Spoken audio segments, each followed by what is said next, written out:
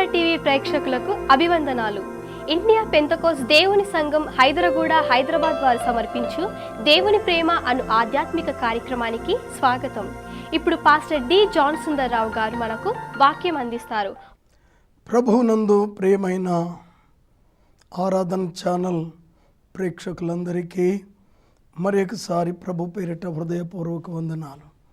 మరొకసారి అమూల్యమైన దేవుని వాక్యము ద్వారా దేవుని వాక్యముతో మీతో ముచ్చటించులాగున ప్రభువు నాకు అనుగ్రహించిన ధన్యకరమైనటువంటి సమయం కొరకు ప్రభువుకు స్తుతులు చెల్లిస్తున్నాను. దైవలేఖనములో ప్రభు అయినటువంటి యేసును విశ్వసించిన వారికి అనేకమైనటువంటి బిరుదులున్నాయి. విశ్వాసని, సోదరుడని, దాసుడని, పెండ్లి కుమారుడని, తర్వాత ద్రాక్ష తోటని, ఇలాగూ అనేక రకములుగా టైటిల్స్ ఉన్నాయి. అది మాత్రమే కాదు, విశ్వసించిన వారికి చెట్టుతో కూడా పోల్చబడింది. మొదటి కీర్తనలో మొదటి 3 వచనాలు ఇలాగున్నాయి: దుష్టుల ఆలోచన చొప్పున నడవక, పాపుల మార్గము నిలవక, అపహాసకులు కూర్చుండు చోట కూర్చుండక, యెహోవా ధర్మశాస్త్రమునందు ఆనందించుచు దివారాత్రులు దాన్ని ధ్యానించువాడు ధన్యుడు. అతడు నీటి కాలువల యోరను నాటబడిన చెట్టు వలె ఆకువాడక తన కాలమందు ఫలమిచ్చు చెట్టు వలె ఉండును అని వ్రాయబడి ఉన్నది మొదటి కీర్తన. కనుక ఇక్కడ దేవుని యందు భయభక్తులు గలవారు చెట్టుకు పోల్చబడ్డారు. దేవుని యందు భయభక్తులు లేనివారు పొట్టుకు పోల్చబడ్డారు. కనుక చెట్టు అని మనలను పోల్చటానికి గల కారణం ఏమిటి? కుమారులని మనలను పోల్చింది ఎందుకంటే తండ్రి యొక్క లక్షణాలు కలిగి ఉండటానికి. దాసులని మనలను పోల్చింది ఎందుకొరకు అంటే దేవునికి విధేయులమై ఉండటానికి. ఒక ఇల్లు అని పోల్చింది ఎందుకంటే మనము కట్టబడుచూ ఉండాలని. తర్వాత పెండ్లి కుమార్తె అని పోల్చబడింది ఎందుకొరకంటే పరిశుద్ధ అలంకారముతో సిద్ధపడాలని. అలా అయితే అలాగున్నే చెట్టుకు ఎందుకు పోల్చబడ్డామంటే చెట్టు యొక్క ముఖ్య ఉద్దేశం, ముఖ్య పని ఫలములు ఫలించుట. ప్రభు అయినటువంటి యేసు ఈ లోకమునకు వచ్చి మన కొరకు సిలువలో మరణించి తిరిగి లేచి మనల్ని విమోచించింది మనము ఫలభరితమైనటువంటి స్థితిలో ఉండాలని. అందుకే బాప్తిస్మిచ్చు యోహాను మత్తయి సువార్త 3వ అధ్యాయంలో ఫలింపని ప్రతి చెట్టు నరకబడి అగ్నిలో వేయబడును అంటున్నాడు. కనుక యేసుని వెంబడించిన యేసయ్య కోరే ఫలభరితమైన స్థితి మనలో లేకపోతే చాలా విచారకరమైన పరిస్థితి ఎదుర్కొనవలసి వస్తుంది. ఉదాహరణ, గొర్రెపిల్ల రక్తము ద్వారా ఐగుప్తు దాస్యములో నుంచి విమోచించబడిన 6 లక్షల కాల్బలమైన ఇశ్రాయేలీలు అరణ్యములో రాలిపోయినట్టుగా చూస్తున్నాం. వారికి ఆత్మ ఫలభరితమైన స్థితి లేదు, జయ జీవితం లేదు. అలాగే క్రైస్తవులమని పేరు పెట్టబడిన మనము ఫలభరితమైనటువంటి జీవితంలో ఉండాలని కోరుచున్నాడు. అయితే అవి ఏ ఫలములు? లోకములో మనం మార్కెట్లో చూస్తున్న ఫలముల యాపిల్స్, ఆరెంజెస్, పొమగ్రనేట్స్ ఇలాంటివా? కాదు. గలతీ పత్రిక 5వ అధ్యాయం 23లో ఉన్నట్టుగా ఆత్మ ఫలములు ప్రేమ, సంతోషం, సమాధానం, దీర్ఘశాంతం, ఆశానిగ్రహం, మంచితనం, విశ్వాసం, ఈ ప్రకారముగా ఈ ఫలములను మనము కలిగి ఉండాలని అందుకొరకే యేసు మనల్ని రక్షించారు. ఉదాహరణ చూడండి, ఒక వ్యవసాయకుడు తన పెరటిలో లేక తన పొలములో ఒక పైరు కానీ ఒక చెట్టు కానీ వేసినప్పుడు వ్యవసాయకుడు ఫలముల కొరకే ఎదురు చూస్తుంటాడు. అది బాగా ఎదిగింది, మంచిగా ఉన్నది అని సంతోషిస్తాడు. కానీ చివరికి ఫలములు రాకపోతే అతని ఖర్చు పెట్టిందంతా వృధా. ఉదాహరణ, వరి చేలు, గోధుమ చేలు, ఇలాంటి చేలుంటే అవి ధాన్యం పండాలి. అలాగున్నే మనలను విమోచించిన యేసు మన జీవితంలో నుండి ఫలములు కోరుచున్నాడు. అందుకే పరమగీతములో ఉన్నది, నా ప్రియుడు ఉద్యానవనమునకు వెంచేయుచున్నాడు, ఆయన తనకిష్టమైన ఫలములు భుజించుననున్నది. తరువాత యోహాను సువార్త 21వ అధ్యాయంలో తాను పునరుద్ధానుడైనప్పుడు అన్నారు, పిల్లలారా భోజనమునకు మీ యొద్ద ఏమైనా ఉన్నదా అని అడిగారు. కనుక ఈ ప్రకారముగా మన జీవితంలో మనము తినే ఫలములు కాక ఆత్మ ఫలములు కలిగి ఉంటే దేవుణ్ణి తృప్తిపరిచిన వారం లేక దేవుని ఆకలి తీర్చివారుగా ఉంటామని మనవి చేస్తున్నాను. అందుకే క్రైస్తవ జీవితం ఫలభరితము కావాలని దేవుడు మనలను విమోచించి ఉన్నారు. ఈ ఫలములు ఫలించటానికి ఎలాంటి షరతులు ఉన్నాయి? మొదటిది హోషేయ గ్రంథములో మనము చూచినప్పుడు 10:12లో చూచినప్పుడు బీడు భూమి దున్నబడాలి. మొదటి విషయం. మొట్టమొదటిగా వ్యవసాయం మనం చూసినప్పుడు ఫలములు ఫలించటానికి ఏం చేస్తారంటే పొలము దున్నుతూ ఉంటారు. హోషేయ 10:12లో ఉన్నది బీటు భూమిని దున్నుడి. ఏమిటి దీని ఆత్మీయ అర్థం? మనము కూడా ఒక అరక తీసుకొని పొలం వెళ్ళి దున్నాలన్న అర్థం కాదండి. మార్పు లేని హృదయాన్ని దేవుని వాక్యము ద్వారా విరిగి నలిగిన స్థితిలోనికి రావటం, విరిగి నలిగిన హృదయమును కలిగి ఉండుటయే దున్నబడినటువంటి హృదయం. మామూలు గోధుమలు పండటానికి అరకబెట్టి దునాలి, కానీ ఆత్మఫలములు ఫలించటానికి మన హృదయం అనేటువంటి భూమి పశ్చాత్తాపము కావాలి, విరిగి నలిగినటువంటిది కావాలి. ఈ దున్నబడుట ఎంతో అవసరం. ప్రభు అయిన యేసు, అంతకు ముందు ఉన్నటువంటి బాప్తిస్మిచ్చు యోహాను ప్రకటన ఏమిటంటే మీరు మారు మనసు పొందుడి. యేసయ్య ప్రకటన ఏమిటంటే మీరు మారు మనసు పొందుడి. బాప్తిస్మిచ్చు యోహాను ఏమన్నారంటే మారు మనసుకు తగిన ఫలములు ఫలించుడి. కనుక అలాగనే ప్రకటన గ్రంథములో కూడా సంఘములతో మాట్లాడుచున్నప్పుడు ప్రభు ఎఫెసు సంఘముతో కూడా చెప్పిన మాట, నీవు మారు మనసు పొందితే సరి, లేకపోతే దీపస్తంభము తీసివేస్తాను అన్నాడు. కనుక ఈ ప్రకారముగా ప్రభు మొదట ప్రారంభములోనూ మారు మనసును గురించి చెప్పాడు, సంఘముల గురించి కూడా మారు మనసు చెప్తున్నాడు. దీనిని బట్టి మారు మనసు దేవునికి ఎంతో ఇష్టం. మారు మనసు లేకుండా ఎవరు పరలోకమునకు చేరరు. ఎన్ని కలిగి ఉన్నా రిపెంటెన్స్ లేకుండా దేవుని రాజ్యంలో ప్రవేశింపలేరని మరొకసారి జ్ఞాపకము చేస్తున్నాను. రిపెంటెన్స్ అంటే మన జీవితంలో దేవునికి వ్యతిరేకముగా ఉన్నటువంటి కార్యములను జ్ఞాపకము చేసుకొని ప్రభువా నేను పాపిని అని పశ్చాత్తాపడటం. సుంకరి ప్రార్థన చేశాడు, దావీదు కుమారుడా పాపినైన నన్ను కరుణించు అన్నాడు. కనుక ప్రియులారా, ఈ ప్రకారముగా దేవుని సన్నిధిలో పశ్చాత్తాపడుటయే ముఖ్యం.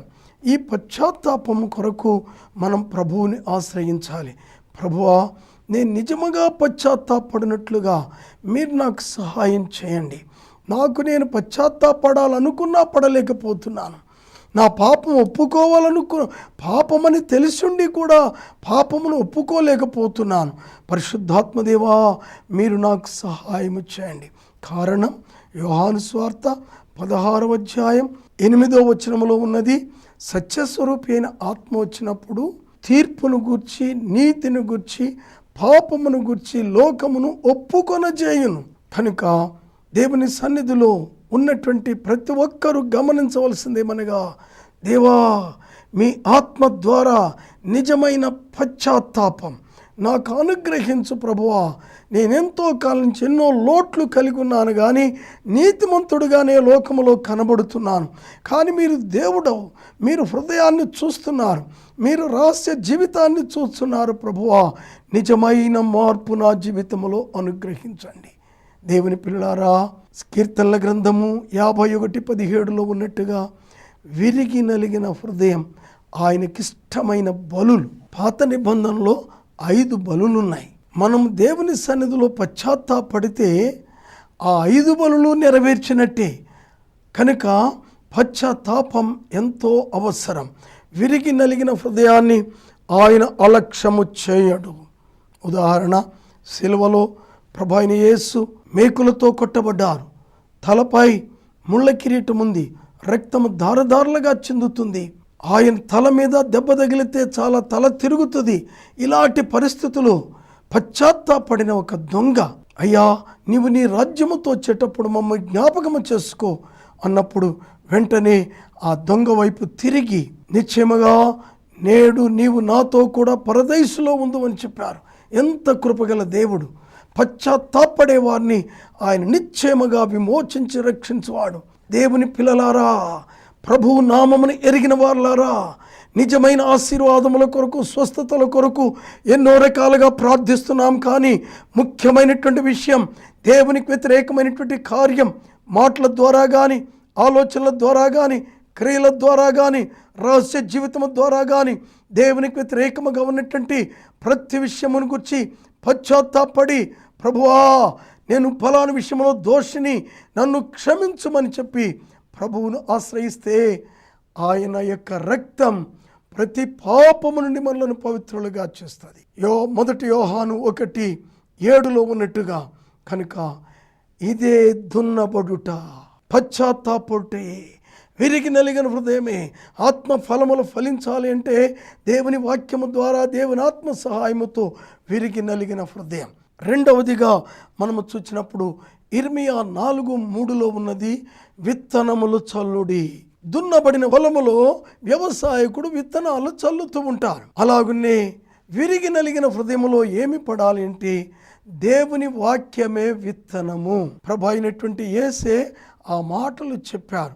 ఏమంటే విత్తువాని ఉపమానమును గురించి చెప్పి అని మళ్ళా దాని వ్యాఖ్యానం కూడా ప్రభువు చెప్పారు. విత్తనము దేవుని వాక్యం. కనుక మన హృదయములో ఏమి విత్తబడాలి అంటే దేవుని వాక్యములు. ఆమేన్. మారు మనసు పొందుడి అని దేవుని వాక్యం, బాప్తిసం పొందుడి అని దేవుని వాక్యం, పరిశుద్ధాత్మాభిషేకం పొందుడి అని దేవుని వాక్యం, ప్రార్థనా పరులు కండి అని దేవుని వాక్యం, వాక్యము ధ్యానించండి అని దేవుని వాక్యం, ఆరాధించండి అని దేవుని వాక్యం, తోటి వారిని ప్రేమించండి అని దేవుని వాక్యం, శరీరేచ్ఛలను విడిచిపెట్టండి అని దేవుని వాక్యం, ప్రతి విధమైనటువంటి పాపమునకు దూరము కండిన వాక్యం, తరువాత నీతిని జరిగించండి అని దేవుని వాక్యం.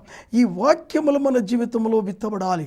నేను ఆదివారం ఫలాని వాక్యం విన్నాను కదా, నిన్ను వలే నీ పొరుగు వారిని ప్రేమించమని ఎన్ని సంవత్సరాల నుంచి వింటున్నాను. అయ్యో నా పొరుగు వారిని నేను ప్రేమించలేకపోతున్నానే, ప్రభువా నాకు సహాయం చేయండి. ఆ విత్తనము పని చేయాలి. మనము కుటుంబారాధనలో కూర్చున్నా, సంఘారాధనకి వెళ్ళినా, ఉపవాస కూటాలకు వెళ్ళినా, ఉజ్జీవ కూటాలకు వెళ్ళినా, పెద్ద పెద్ద భక్తులు పెద్ద హీలింగ్ క్రుసేడ్స్ జరిగించిన అక్కడికి వెళ్ళినప్పుడు ఆ వాక్యాలు మన హృదయంలో భద్రపరచుకోవాలి. పెద్ద పెద్ద క్రుసేడ్లకు వెళ్ళి అక్కడ వచ్చి జనాన్ని చూసి సంతోషించడం కాదు, లైటింగ్ చూసి, కోయిర్ వారిని చూసి, అక్కడ ఉన్నటువంటి బుక్ స్టాల్స్ చూసి సంతోషించడం కాదు. దైవజనుడు చెప్పిన వాక్యాన్ని మన హృదయంలో భద్రపరచుకోవాలి. ఆ వాక్యానికి జీవం ఉన్నది, మన జీవితాన్ని మార్చేస్తుంది, మనకు పరిశుద్ధ జీవితం ఇస్తుంది దేవుని వాక్యం.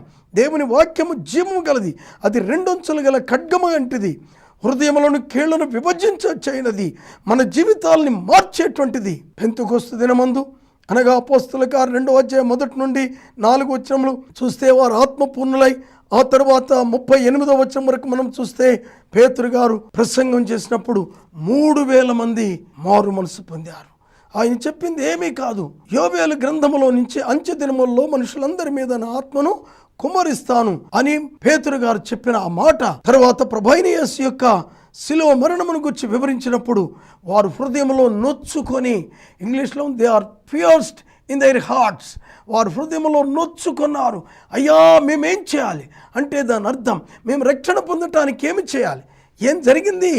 వాక్యం వారి హృదయంలోనికి వచ్చింది. కనుక దున్నబడిన భూమిలో విత్తనములు చల్లిన రీతిగా పశ్చాత్తాపడిన మన హృదయములో దేవుని వాక్యమును భద్రపరచుకోవాలి. దైవజనుడు దావీదంటాడు, నేను నీ ఎదుట పాపము చేయకున్నట్లు నా హృదయములో మీ వాక్యమును ఉంచుకొని ఉన్నాను. కొంతమంది వ్యర్థమైన సినిమా మాటలు లేక శరీర సంబంధమైనటువంటి జోక్స్ జ్ఞాపకం ఉంచుకుంటారు, కానీ దేవుని వాక్యం హృదయంలో భద్రపరచుకోరు కొంతమంది, అందరని కాదు. అవును ప్రియులారా, అందరం దేవుని వాక్యమును మనం భద్రపరచుకోవాలి. ఇది రెండవది, ఫలభరితమైన జీవితం కొరకు. మొదటిది దున్నబడుట అనగా మారు మనస్సు, రెండవది విత్తనములు విత్తబడుట అనగా దేవుని వాక్యమును హృదయంలో భద్రపరచుకోవాలి. పక్షులు ఎత్తుకొని పోకూడదు. విత్తువాడు విత్తనం విత్తుచున్నప్పుడు కొన్ని త్రోపలు కనబడ్డాయి, పక్షులు వచ్చి ఎత్తుకుపోయినాయి. ఎంతోమంది వాక్యం వింటుంటారు, బయటికి వెళ్ళేటప్పటికి ఆ వాక్యం మర్చిపోయి మరలా శరీర మాటలు, వ్యర్థమైన మాటలతో, వ్యర్థమైనటువంటి జీవితాలతో గడుపుతారు. అయ్యో ఎంత విచారకరం! దుష్టుడు వాక్యాన్ని ఎత్తుకుపోయాడు. ఎంతో ప్రయాసతో ఎన్నో చోట్లకు వెళుతున్నారు, వాక్యం వింటున్నారు, టీవీల ద్వారా వింటున్నారు. విన్న వాక్యం మన జీవితంలో భద్రపరచుకోవాలి. అది మన జీవితానికి ఆశీర్వాదము కలగచేయను. రెండవది వాక్యం అనగా వాక్యం. మూడవది నీరు అవసరం. ఆమేన్. యోవేలు 2:23 ఉన్నది. ప్రభువు వాగ్దానం చేశాడు, తొలకరి వర్షము కడవరి వర్షం మీకు ఇస్తానంటున్నాడు. మనకి వ్యవసాయకులు కొంతమంది తెలుసు, ముందు దున్నుతారు, తర్వాత విత్తుతారు, తర్వాత నీరు పెడతారు. ఆ ప్రకారంగానే ఆత్మఫలములు ఫలించటానికి మొదట మారు మనసు కావాలి, తర్వాత దేవుని వాక్యం హృదయంలో భద్రపరచుకోవాలి. మూడవదిగా ఆత్మాభిషేకము కావాలి. ఎవడైనా దప్పికొనిన నా యొద్దకు వచ్చి దప్పి తీర్చుకునవలను, లేఖనము చెప్పినట్టు వాని కడుపులో నుండి జీవజల నదులు పొర్లిపోరనని ప్రభు అయిన యేసు యోహాను సువార్త 7వ అధ్యాయంలో తెలియచేశారు. కనుక ప్రియులారా, మూడవది దేవుని ఆత్మ సహాయం. ప్రియులారా, మన బలముతో మనము చేయలేమండి, దేవుడు మనకు సహాయం చేయాలి. అయితే మనం ఆశ కలిగి ఉండాలి. వేషధారణ మంచిది కాదు. లోపలంతా జీవిస్తూ పైకి నీతిమంతుడిగా కనబడటం మనుషులను సంతోషపరుస్తాం, కానీ దేవుణ్ణి సంతోషపరచలేం. ప్రభువా, నా హృదయం ఇలాగుంది, మీకు చూస్తున్నారు, ఇది నాకు సాధ్యం కావటం లేదు, మీ ఆత్మ ద్వారా నాకు సహాయం చేయండి. పెంతెకొస్తు దినం వరకు కూడా శిష్యులు ఎన్నో లోపాలు కలిగి ఉన్నారు. ఉదాహరణ, ఎవరు గొప్ప? యేసు ప్రభుతోనే ఉంటున్నారు, యేసు ప్రభుతో తింటున్నారు, యేసు ప్రభుతో అద్భుత కార్యాలు చేస్తున్నారు. అయితే ఎవరు గొప్ప అని వాళ్ళకే భేదాలు వచ్చేసినాయి. మేమిద్దరమే దేవుని రాజ్యంలో ఉండాలి ప్రభు అని యోహాను యాకోబులు ఇద్దరు ప్రేరేపించబడేలా ప్రభువుని అడిగారు. వారిలో గొడవలు ఉన్నాయి, అనేక రకముల ఆందోళనలు ఉన్నాయి యేసు ప్రభుతో ఉంటూ.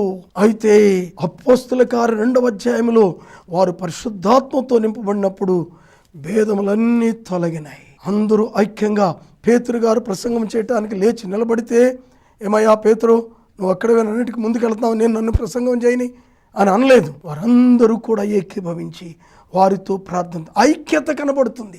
అంతకు ముందు విభేదాలు ఉన్నాయి, ఎప్పుడైతే ఆత్మపూర్ణులైనారో వెంటనే ఐక్యత కనబడుతుంది.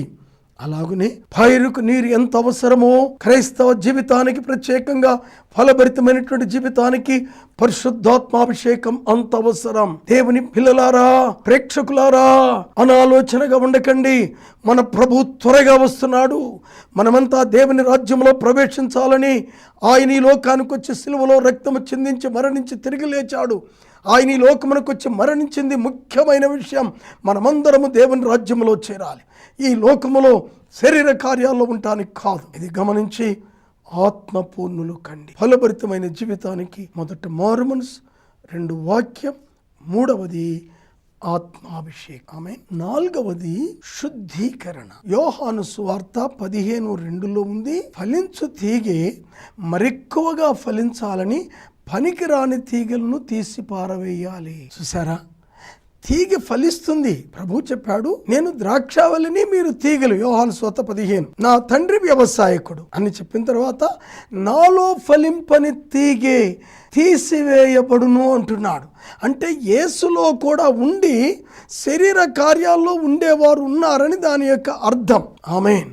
కనుక ప్రియులారా, క్రైస్తవులమని చెప్పబడి శరీర కార్యాల్లో ఉండటం చాలా విచారకరమైనటువంటి విషయం. ఇప్పుడు తీగ ఒక్కటే, అది ఫలిస్తుంది, కానీ దాంట్లో కొన్ని పనికిరాని తీగలు ఉన్నాయి. విశ్వాసి మంచివాడే, దైవజనుడు మంచివాడే, నాయకులు మంచివారే, పెద్దలు మంచివారే, కానీ కొన్ని మాటలు వాళ్ళు దిద్దుకోవాలి, కొన్ని కార్యాలు వాళ్ళు దిద్దుకోవాలి.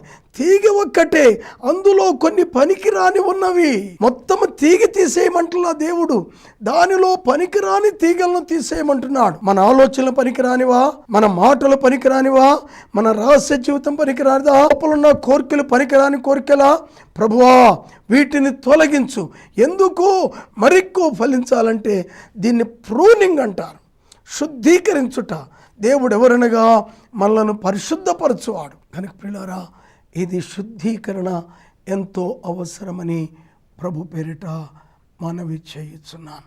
కనుక అపోస్తలుడైన పౌలు కూడా శుద్ధీకరణ కొరకు మొర్రపెడుతున్నాడు. ఆమేన్. రోమీయులకు రాసిన పత్రిక 7:24 అంటుంటాడు, అయ్యో నేనెంత దౌర్భాగ్యుడును, ఇట్టి మరణమునకు లోనుగు శరీరము నుండి నన్నెవడు విడిపించునంటాడు.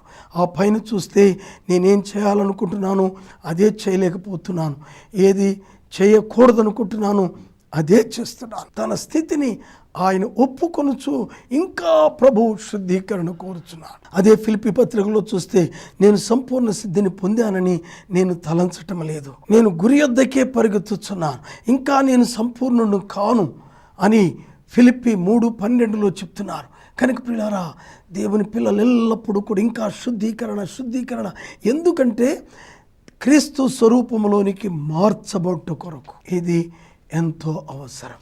ఫలించే తీగే కానీ మరెక్కువగా ఫలించటానికి శుద్ధీకరణ అవసరం. ఆ తరువాత 5వది, మొదటిది మారు మనస్సు దున్నబోట, 2వది విత్తబోట, వాక్యమును భద్రపరచుకొనుట, 3వది ఆత్మాభిషేకం నీరు కలిగి ఉండుట, 4వది శుద్ధీకరణ ఇంకా శుద్ధి లోతైన పశ్చాత్తాపం.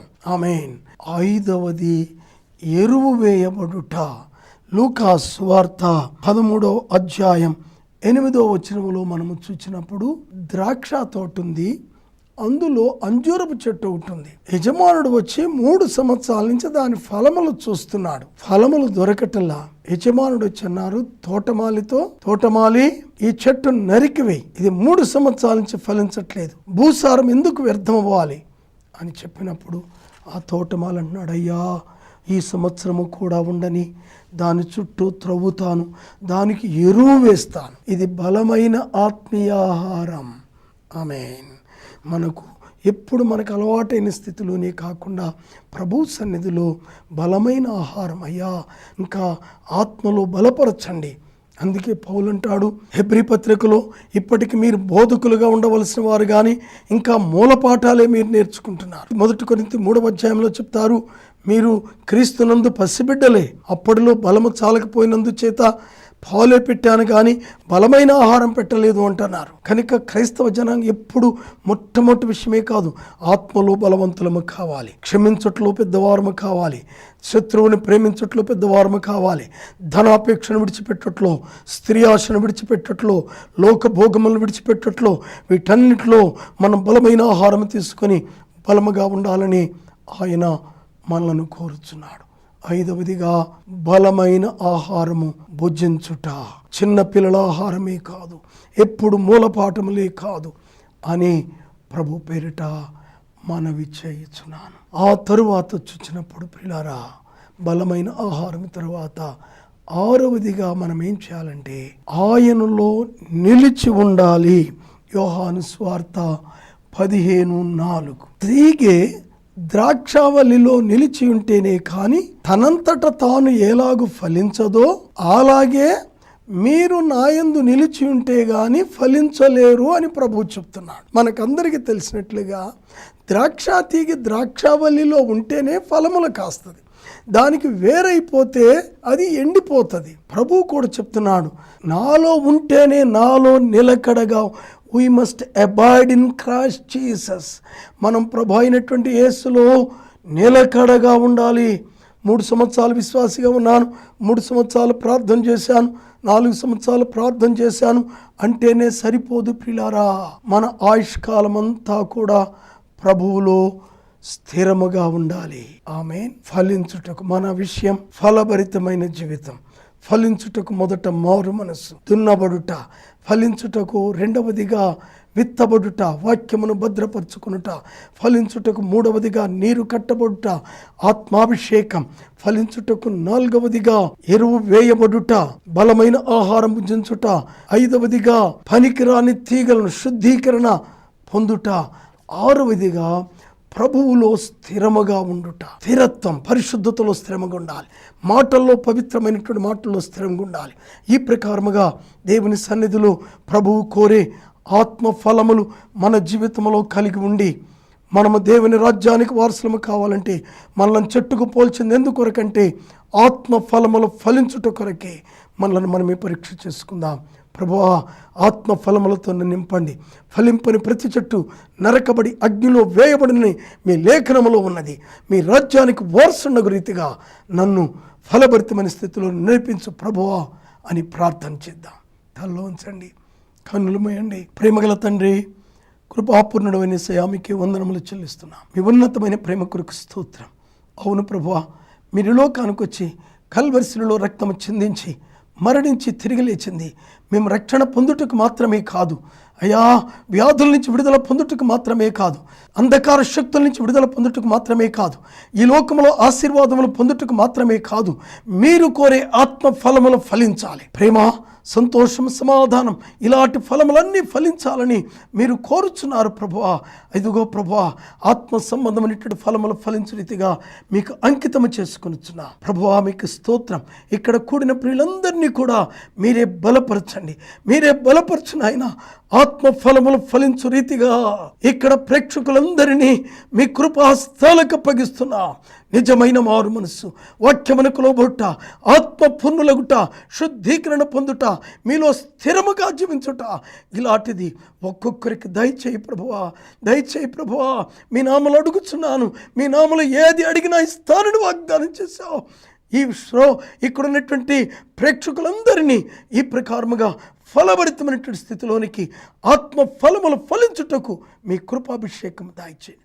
అదే సమయంలో వారి వ్యాధులను, బాధల నుంచి దూరపరిచి వారి జీవితాలను వెలుగుతో నింపి కుటుంబాలను ఆశీర్వదించమని యేసు ప్రభు పేరిట వేడుకొనుచున్నాము తండ్రి, ఆమేన్. మన ప్రభు అయిన యేసుక్రీస్తు మూలముగా మనకు జయం అనుగ్రహించుతున్న దేవునికి స్తోత్రము కలుగును గాక.